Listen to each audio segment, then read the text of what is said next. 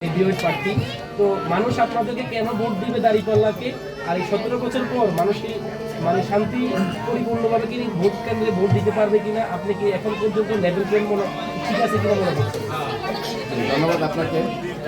প্রথমত যে বিষয়টি বলছেন যে ডিবেট আমরা ডিবেট না, আমরা মনে করি যে এখানে প্রতিহিংসা করার না, এখানে প্রতিযোগিতামূলক আমরা একটি সুস্থ সমাজের করতে চাই।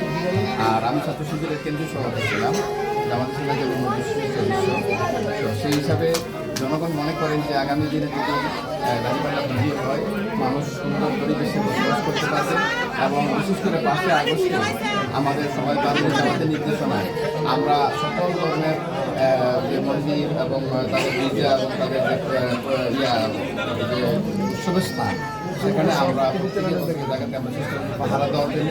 তারা অলরেডি জনগণ বুঝে গেছে যে জামাত ইসলামের দ্বারা কোনো মানুষের অন্যায় বা কোনো ক্ষতি হবে না, জুলুম হবে না, কেউ অন্যায় হবে না, এটা জনগণ বুঝে গেছে। কুমিল্লা 5 আমাদের শান্তিময় এলাকা, আমাদের সব ধরনের মানুষ সুন্দর শান্তিতে বসবাস করতে চাই এবং সবাই